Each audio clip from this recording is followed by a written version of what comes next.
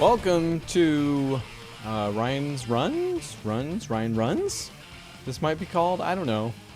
I did a super hot stream probably years ago now that I called that, so we're gonna run with it. Apologies in advance. You're looking at the new old low pro setup here. I'm trying a few new things. It's gonna evolve. This is already something that's had to evolve, just because I know if it doesn't, it doesn't get made. That's why I say low pro, because it's not terribly high tech at the moment. At best, I might have something in the lower corner doing something that might have to do with what I'm talking about. Hopefully some capped footage. We'll see. I've got two monitors here on either side that are going to feed me my info. If you ever wondered what it looks like while we're recording the other show, Book Club for Movies, this is a little bit of it. I've got the info on here, aka Wikipedia, and or whatever else I've found, and I kind of just refer to that as I go. So you're going to see that live if you're live, whatever.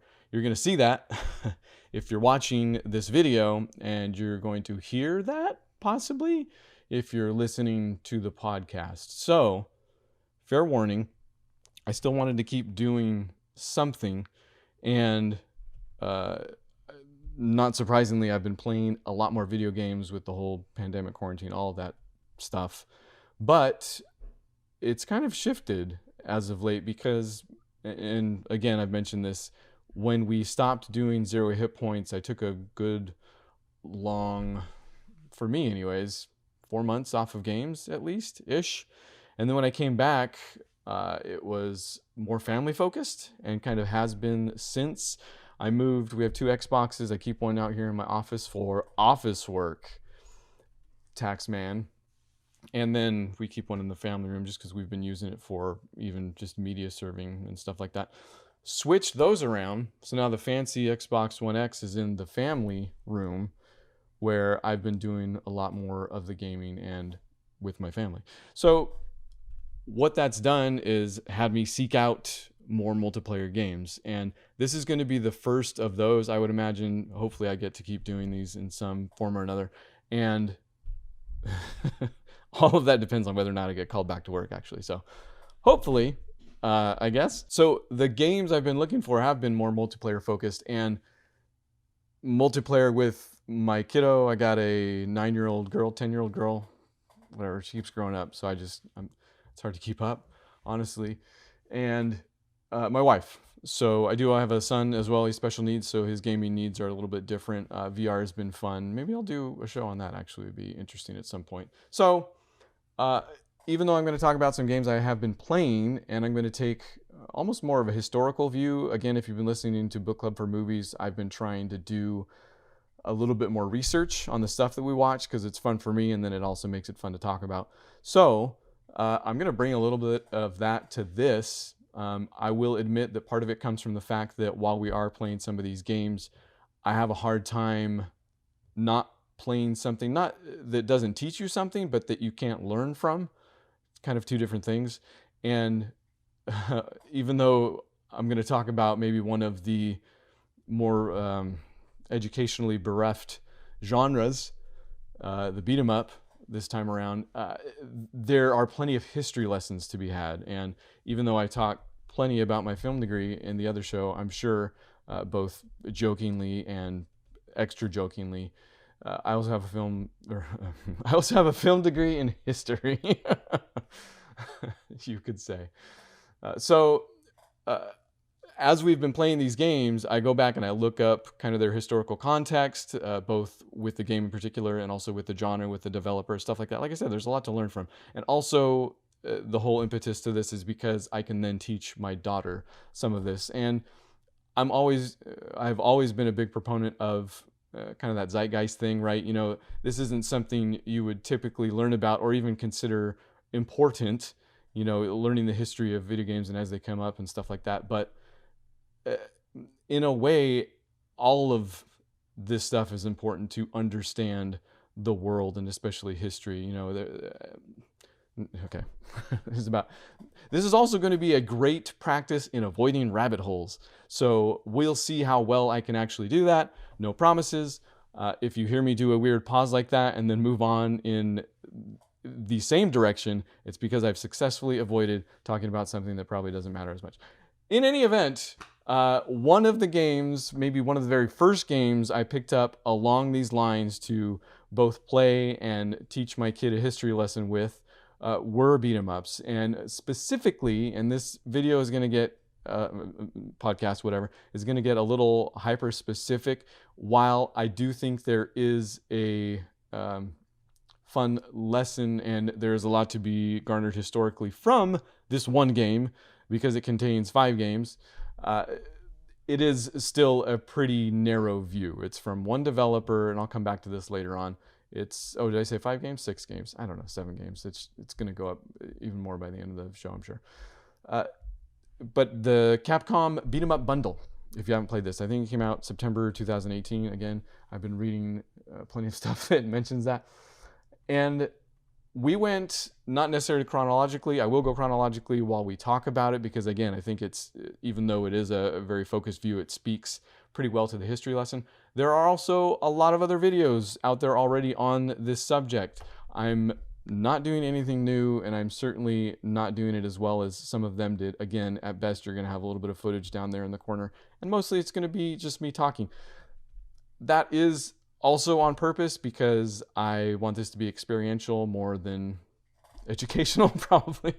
Hey, it's nothing if it's not my own experience, right? At the very least, I can strike a balance. We'll see. So the first game in that, chronologically, in that bundle that also is probably, I know, go watch those videos. They'll talk about Renegade. They'll talk about Double Dragon. Maybe the game that really launched things in the way that they saw this was blowing up, so they made something, not still terribly purposefully. It's kind of at the crest of the wave, let's say. And it was Final Fight in 1989, and this is the first and probably the most popular game that you'll hear about with this bundle. And not only did it build on what came before it, again, Renegade, Double Dragon, whatever Double Dragon hit, Street Fighter was enough of a hit that they started to make a sequel, but this other genre, this beat 'em up genre, was rising to the point where, and as they developed it, it began to resemble less and less a Street Fighter game, and they were taking it around, I think, on the whatever the convention circuit was at the time, probably a CES or something like that.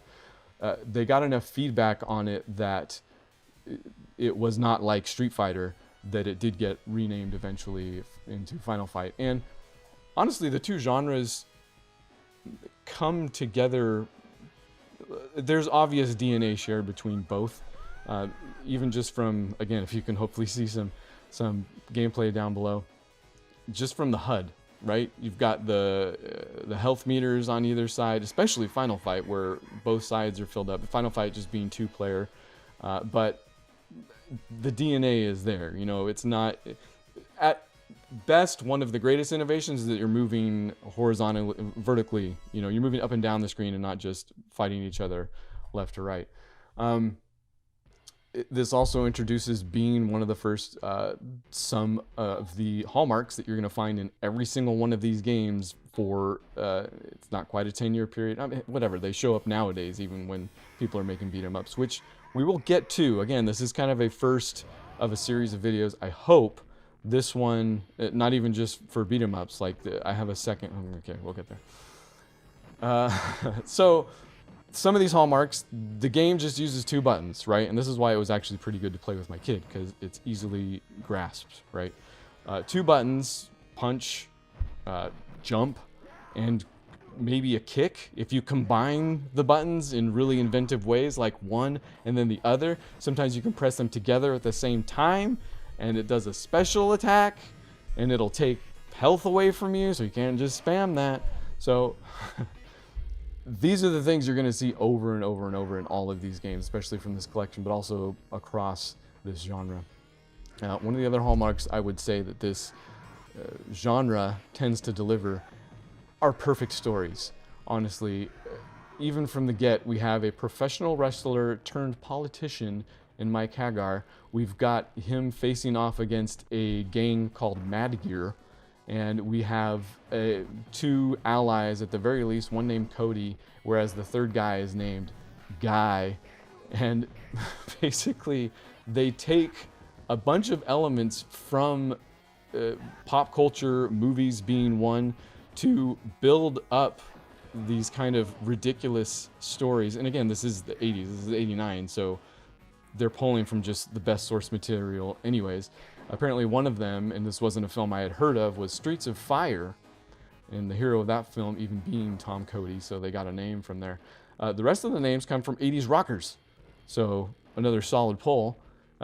Axel's in there, Slash, Sid, they quote from Sid Vicious, Billy Idol, Abigail, this was a pretty deep cut, named after King Diamond's second album.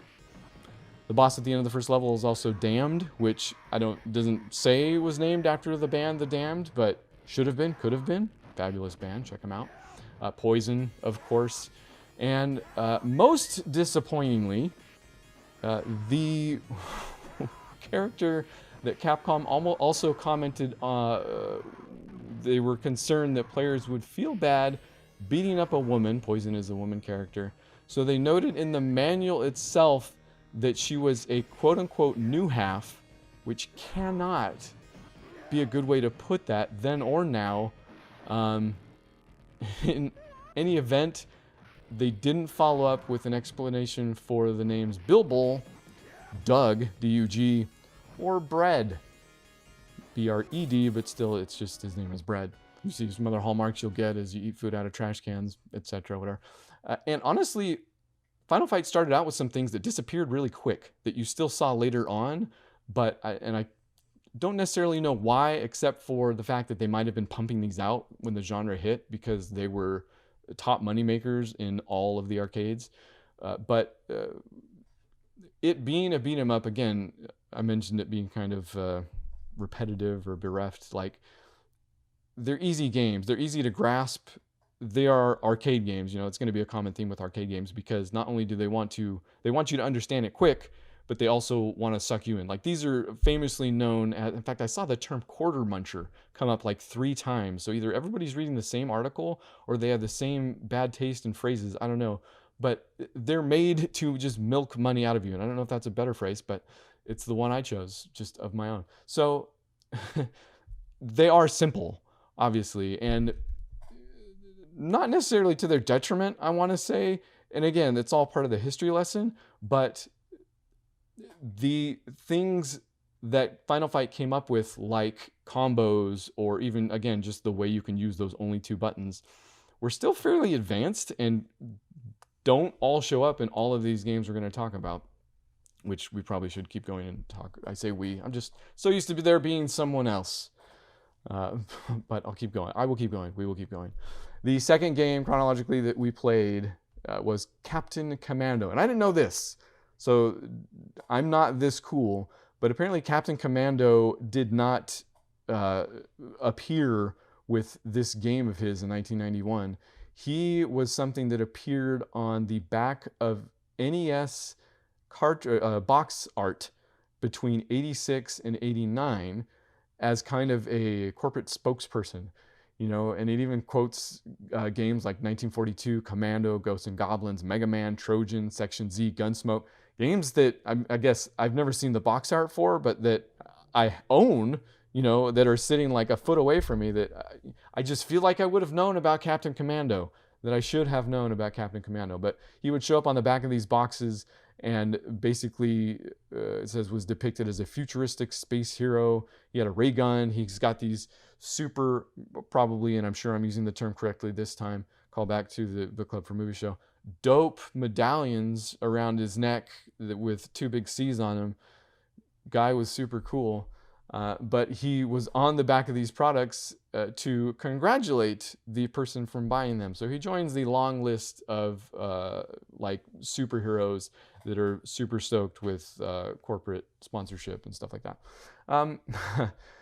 He shows up later, I guess, in kind of a redone form, because if anybody knows anything about Capcom box art, I could be doing a show on that alone, honestly.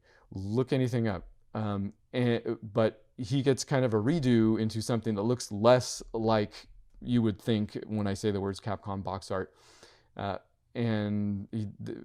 showed up on games like Strider, Mega Man 2, Willow, DuckTales. So in any event, Captain Commando existed before this game, but honestly, this game is enough. Seriously, it carries on the tradition of having a pitch perfect story. The characters featured are Mac the Knife, a mummy from outer space, Yinsu the ninja, of course, that needs no explanation, but also Baby Head, who is, quote, and this must be coming from a manual somewhere because it certainly isn't in the game. I don't think you could intuit it by playing the thing, but he's a super genius infant who fights using a robot of his own design. Other features he uses are the talking machine, which resembles a baby pacifier and allows him to speak the 3 million languages of the cosmos. Again, this doesn't show up in the game. It's not like you're sprouting this stuff, spouting it, whatever. It's not like you're doing any of that while you're playing the thing. And the quote-unquote stable cradle, which keeps the robot from rocking no matter how far it's tilted. The Silver Fist vehicle, which has 12,000 horsepower. It's got stats for this stuff. 582 kilograms, 1,280.4 pounds of body weight, and mounts fuzzy logic control. Missile RG. Okay. He's the best character in the game. And if you're watching the gameplay, it's only him because only play him. I mean, the rest of Space Mummy's cool. Captain Commando is cool. Baby Mech is cool, especially because this game is keeps with the kind of sci-fi tech type thing, but they've kind of upped the ante with weapons, stuff you can pick up. They've got, again, mechs that you can jump into, which, again, if you're playing Baby Head, who's already in a mech, you're meching a mech, meching around. It's fantastic. This has 4 players, so whereas Final Fight had 2, this one has 4, but that's something that I don't see carried on for, I think, the next 3 to 4 games here. So it's strange. I wonder, and I couldn't find anything on this, if that just didn't make the money for them, or if they thought, you know, I don't know, because you think they would be making more money, and honestly, Capcom, this might be one of the hyper-focused things that's not doing anybody any favors. I think other people might have been doing 4-player stuff. The beat-em-up is famously lends itself to licenses, you know, like X-Men, AVP, we'll mention real quick. But those are all 4-player, so I'm not exactly sure why Capcom went with the 3-player most of all after Captain Commando, but Captain Commando's 4-player, so, and it's well worth playing, so you could do a whole lot worse if you need that 4th guy in there. The story is still told by way of cutscenes. They're set up a lot like Final Fight is, but there's not as much. Basically, again, they're either cranking these out or they're focusing on what's important. Because while I'm a stickler for cutscenes and the way those stories are told, like I love seeing those animations, even the, you know, it's not 8-bit, but whatever, however many bits there are. There's less bits than there are now, more than 8. It's fantastic and gorgeous stuff to look at either way. So that stays about the same story-wise for the next 2 games, which themselves also stay the same. King of Dragons in 91 also.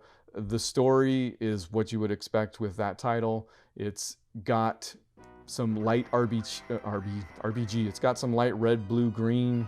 Actually, that's probably still true. But it's also got light RPG mechanics built into it. Again, we're still toying around with arcade games and beat 'em up arcade games at that. So you're not going to get a super deep tree or anything like that. But still, it was cool. I mean, the genre lends itself to it. This is kind of a D&D ripoff of sorts. You know, you've got King of Dragons, you've got dragons, you've got orcs, you've got whatever you want in there. So I'm sure it was a natural addition, but it's cool. It adds to the game and it's worth it. Like as you level up, you get, I think, more health. Along with that leveling up, you've got classes. The classes do the thing that you see everywhere nowadays, you know, like the guy is strong but slow, or he's quick but he's weak type thing. You know, it's balanced in that way, nothing new there. But it's a step above the other games that I feel like were just kind of rad abilities, dude. You know, this guy can do this thing. I don't know how well they're balanced against each other, stuff like that. And honestly, this is going to be a path that they travel down more for these next games that come up. The specials are becoming a little bit different. You're still losing health by using them, but they're taking up a little bit more of the screen, doing a little bit more damage. Some are AoE, some people are texting me. Maybe most interesting to the gameplay is that they've introduced a blocking mechanic that I didn't know existed, and I don't know how I ever would have. Again, especially as we go and these get a little bit more complicated, I'm curious how anybody ever knew any of this stuff before the internet. I mean, it's kind of that beautiful time where you brought printed out, even that feels advanced, written down ways to do the fatalities in Mortal Kombat at the arcade type thing. You know, it's almost a mystery looking back how this information ever got around. But there was a block mechanic in this game, a brawler, the games that are meant to steal your money left and right. And I don't know. To me, a brawler, I feel like if I need to block, I probably just deserve to be hit anyways. Just punch. Just keep punching. Just keep punching. In any event, this was a verified hit. It made more money than Street Fighter 2, which I keep seeing pop up in different places. It seems to be a metric that carries some weight. Street Fighter 2 being out now in some way. And in a lot of ways, I mentioned the genres being related. Their popularity swings like a pendulum. You know, beat 'em ups are seeing their day in the sun right now, but as they're coming out in the arcades, they're getting home console releases too. I mean, a lot of you, me especially, played most of these, if any of them. Okay, I think probably I only played Final Fight before, but on my Super Nintendo. So Street Fighter 2 is out, and at the very least in arcades, but is going to make its way to homes by way of Super Nintendos and whatnot. So you could chart the rise and fall of this genre almost with that game alone, but we're not there yet. So King of Dragons still doing so good that the third game in, I think at least, Captain Commando 1991, King of Dragons 1991, Knights of the Round came out in 1991 as well.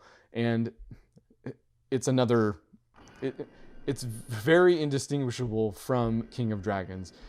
I'm sure there are nuances to be had, and it's as good, at least, as King of Dragons, but I don't want to say it's the weakest entry in this collection, because it's still a solid game as any of the others. It's got that leveling mechanic in there.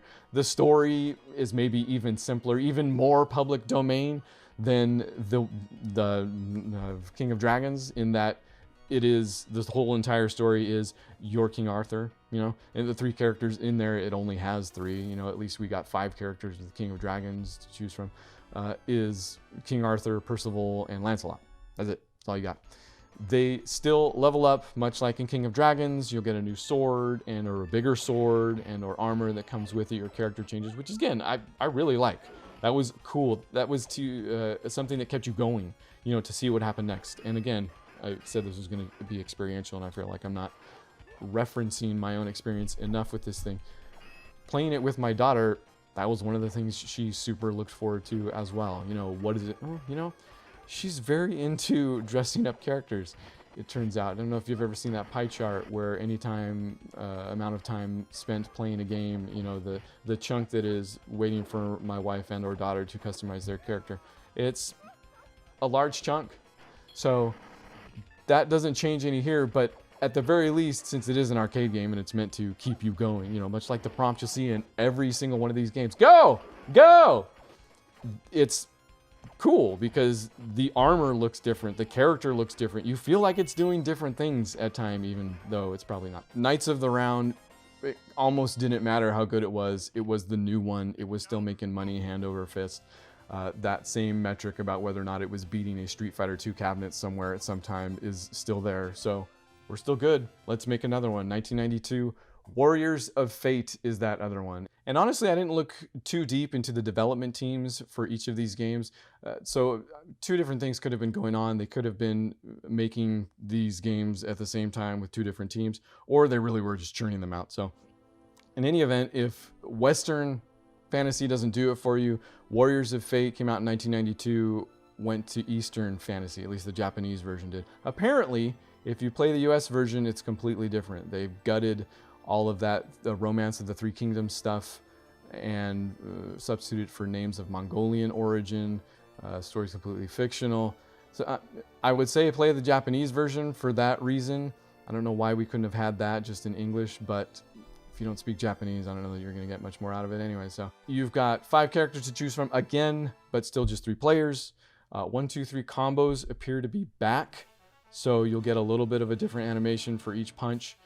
It doesn't matter because horses also, and well, I guess it probably doesn't add much. You're probably just on a horse. When you're playing with your daughter and you're going for a horse, both of you want that horse. Who gets the horse is the winner. Doesn't matter what else happens after that. You got the horse, you've won the game. So it's amazing how simple these games can be. It's amazing how simple the additions can be, and it still be engrossing. But again, a lot of this is just multiplayer love. I've always thought a game is often better in a multiplayer setting. I guess that's definitely not always true, especially for me who doesn't often play a lot of multiplayer games. But there is especially when it's couch co-op, and again, I mentioned at the top of this show, that this will be real kind of family focused. So a lot of these games that I'm looking for need that multiplayer component. Otherwise, I'm just in the garage by myself again, which is what I'm doing right now. So what if we just keep going?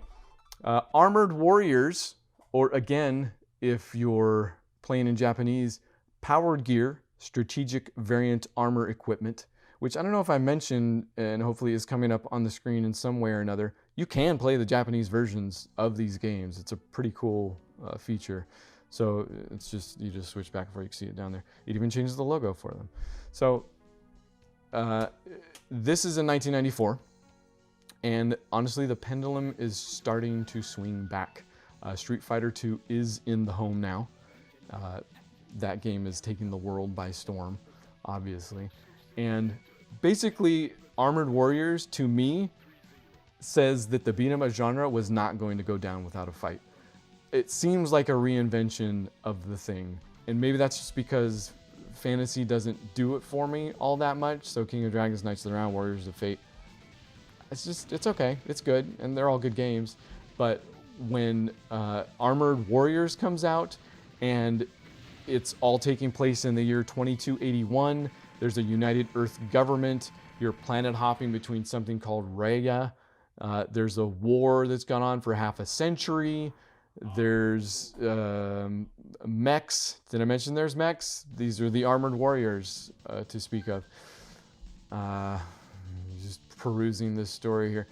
Stories are back, I guess is my point. It's surfaced well. The cutscenes are back. Not only that, but there's little moments that will pop up as you play the game that will inject, like a little blurb from your, whoever the mechanic is, pick up this receiver or something like that, do this. Again, none of it actually really probably matters, but it's nice that it's there. It adds flavor, and when a lot of what you get is flavor, more flavor is probably better than nothing. Still only 3 players. I don't know how this was surfaced on the cabinet, but my gosh, there's a 3rd button on this thing. You can press B and shoot a gun. And not only did it get a 3rd button, and part of this I wonder is if, again, I think it comes together, and I think this is the beat 'em up not going down without a fight. This is worth playing, and all of it lands, but part of me does wonder how much of it was just a Hail Mary of sorts. Like, we're going to add another button. We're going to make it so the guns, you pick up guns, because you're a mech, and as you kill other mechs, you pick up their parts, and you customize your mech to do different things. The different things you pick up, I think you can do arms, legs. You're still picking up a gun, even though you are a gun, technically. The combos are differentiated even more. Depending on what directionals you're hitting at the same time, you'll punch in different ways. I want to say for the first time I noticed anyways, you can do a forward attack. That's something different, which I came to discover very late that that's the attack to use probably in any beat 'em up that has it. If you can forward attack, it's incredibly useful because it's usually some sort of dash something or other, and you can just spam that thing like crazy.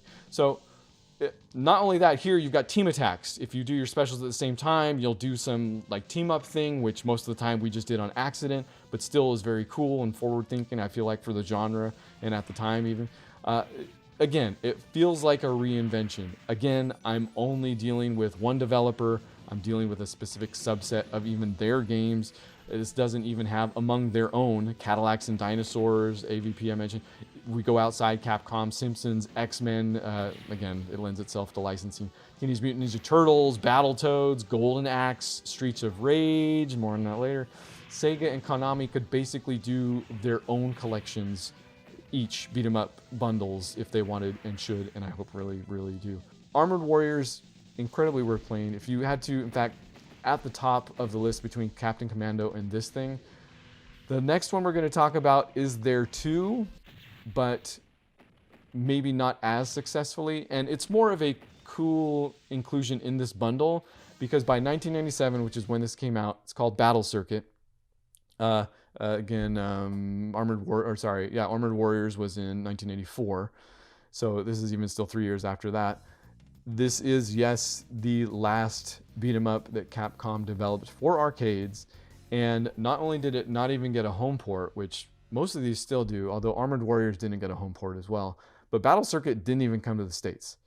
So things are slowing down enough, arcades are straight up dying enough that we haven't had any way, I guess legal, that's not true. You've had ways to play. No easy way to play Battle Circuit until this collection, essentially. So it's cool that it made it in here, but it's also cool because I think, and I've heard it referred to as the follow-up to Captain Commando that we never got. That makes sense. It carries on the tradition of all those things I've talked about, from control schemes to story. This has a big bright thing at the beginning in the year 2000 XX, right? A lot of stuff happens in the year 2000 XX, so you know it's going down. Super-powered bounty hunters are after Dr. Saturn in a place called Neokoba. They have a delete gang, or the delete gang, it's referred to in two different ways during the story, that has an evil floppy disk that you only find after going after Johnny in his lair/disco. So if that doesn't get you going immediately, I don't know what will. The characters are just as good. Brian Bruno, the cyborg. Andre Mishushin is kind of a stretchy dude with ice powers. And Diana Martinez, right, some lady representation, is a fashion model. Oh no. Who looks a little bit like a cat. Sure. And some alien from the planet Little Shop of Horrors, it turns out, and a sentient pink ostrich with an eye patch and a pretty necklace, who's ridden by a girl named Pola, P-O-L-A, not to be confused, Abdul. So not only do we get the characters, you can play with 4 of them now if you want. So whatever happened, whatever had to happen, happened, and 4 players are back. Maybe the market was that bad. Maybe it was just like, hey, if this is an value add at all, why not have it? Because none of these are making. And I guess I'd be interested to learn about, and should have for this show, about the arc that arcades had in Japan. I know they've always been more popular and are more popular still today. So in any event, this not coming to the States wasn't a surprise. That it's on this collection probably was, and again, is cool. And if any of this sounds interesting, the collection is greater than even just the sum of all these games. They've put in a cool amount of art, and I don't know if it's new or old. Honestly, it's probably a combination of both, but it's extensive. Like if you want to see or even download some cool wallpapers from a game or something, or just look at cool stuff, I don't know. Hey, it's the beat 'em up game. Do you want to look at cool stuff? That might as well be the tagline. So I had a blast playing these with my kid. If you're looking for something to play with the family, this is well worth your time. It is a little repetitive. You know, we weren't mainlining this thing. You know, we played. It's repetitive, but the games themselves, you can get through most of them in like an hour. So yeah, you're just pressing X mostly the whole time, even though apparently there's more depth than even I was aware of. Again, how anybody would be aware of. Speaking of battle circuit, the combos are still there. Everything's still the same. But if you jump up in the air in special, then you get a buff, and you can stack these buffs. And depending who does it, also they have a combo attack system. I don't know how you're supposed to know any of this stuff. Did not understand it. Maybe a more diligent player would, but certainly me and my daughter, who were just going through and hitting the X button most of all, still had a blast with these things. So Capcom Beat 'em Up Bundle, I would recommend it, and I would recommend, the history lesson that goes along with it. It was fascinating to kind of learn about all this stuff. And again, very narrow focus here, very low pro video here, as I'm saying, and or podcast, both of them just low, but incomplete still. So the next thing I do is going to be on a genre, not just a genre. It's going to be, it's on the same genre. It's on the beat 'em up, but it's on a franchise. That's the word I'm looking for, that I've barely mentioned in this thing, that I was able to play 1 through 4 of in quick succession. So might have additional thoughts on, and again, still played it with my family. So Streets of Rage will be the next one. When that is, I don't know. This took me a couple weeks. Probably take me a couple weeks for the next one. If you want to find me, I'm still around doing things at zerohitpoints.com. Or again, we do book club for movies. There's any number of emails. Podcast@bookclubformovies.com. Probably still podcast at zerohitpoints.com for that matter. Ryan at zerohitpoints.com. I'm also on Facebook and Twitter. I'm the Beard II on Twitter, or Xbox, where it's the same. I just get to use the spaces. Come hang out. Send me a message. Let me know. I'm to the point where make some requests. We'll see what's up. Until then.